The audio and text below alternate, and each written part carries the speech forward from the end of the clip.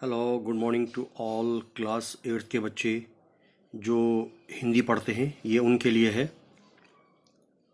हम आपको आज पढ़ाएंगे कविता 18 सूरदास के पद।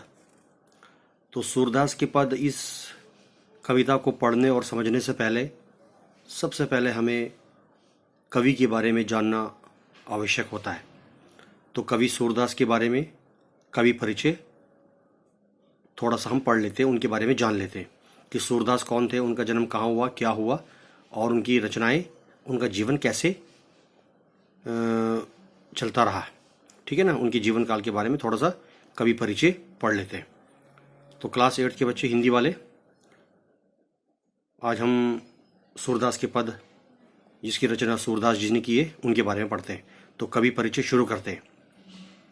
सूरदास जी का जन्म सन 1478 ईस्वी में रुनकता नामक गांव में एक ब्राह्मण परिवार में हुआ था।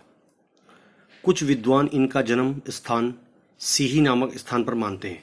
विद्वानों में बहुत मतभेद है। कोई इनका जन्म 1478 कहता है, कोई 1422 कहता है। सही इनका जन्म के बारे में मालूम नहीं मिलता है। इनके पिता का नाम पंडित रामदास सारस्वत था तथा माता का नाम प्रेमवती था। सूरदास जी जन्म से अंधे थे। इनके अंदर एक विशाल कायात्मक आत्मा थी। श्री कृष्ण भक्ति को ही इन्होंने अपनी काव्य साहित्य का मुख्य विषय बना लिया था। इसी कारण ये सगुण कृष्ण भक्ति काव्य धारा के प्रतिनिधि कवि भी कहलाते हैं। महाकवि सूरदास जी ने अपने जीवन काल में लगभग 1.25 लाख से भी ज़्यादा पदों की रचना की है। इनकी प्रमुख रचनाओं में देखने को मिलता है सूरसागर, सुर सारावली और साहित्य लहरी आदि इनकी प्रमुख रचनाएं हैं। सन 1583 ईस्वी में गोवर्धन के निकट पारसोली नामक गांव में इनका स्वर्गवास हो गया।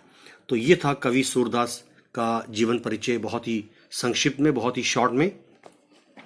अब आ जाइए उनकी रचनाएं, उनकी जो कविता है वो यहाँ पर है। कुछ इस प्रकार से है। कविता 18 क्लास 8 के बच्चों के लिए जो हिंदी पढ़ते हैं, सूरदास के पद भाग 1 और पेज नंबर 115। तो थोड़ा सा हम आपको इसके बारे में बता दें। यहाँ लिखा है, देखिए, सूरदास के पद।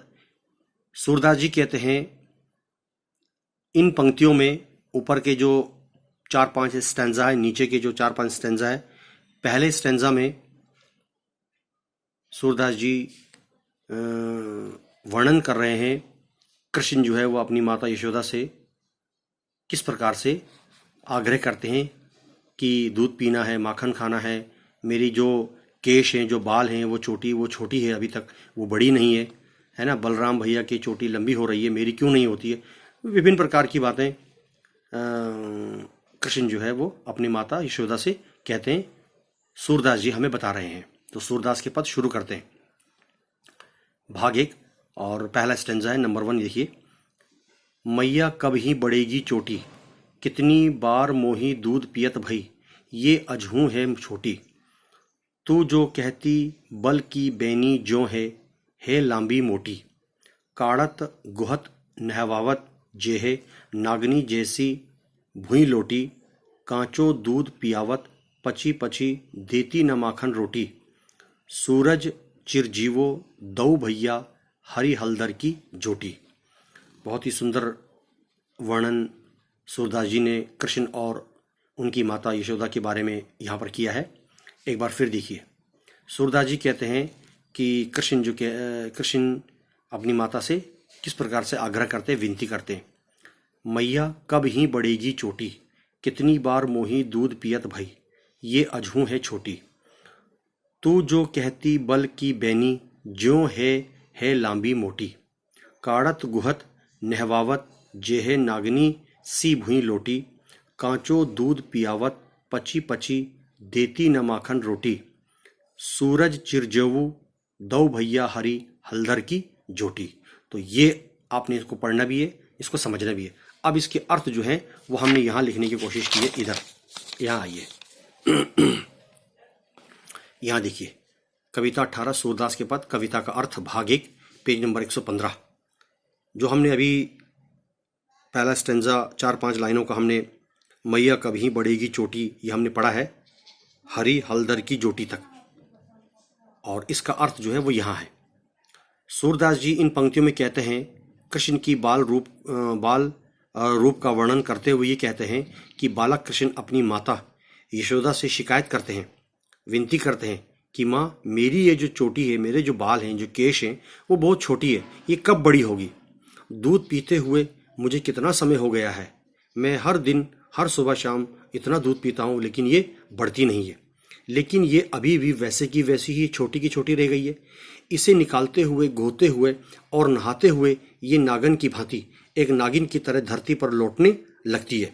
मैया, तुम बार बार कच्चा दूध पीने के लिए देती हो, लेकिन माखन रोटी खाने को नहीं देती हो। आखिर कारण क्या है? सूरदास जी कहते हैं कि दोनों भाइयों बलराम और कृष्ण की ये जोड़ी सदा के लिए बनी रहे। तो ये था पहला स्टैंजा का अर्थ। अब आ जाइए दूसरा स्टैंजा। यहां पर है नंबर 2। आगे देखिए, सूरदास जी कहते हैं कि कृष्ण अपनी माता से कह रहे हैं।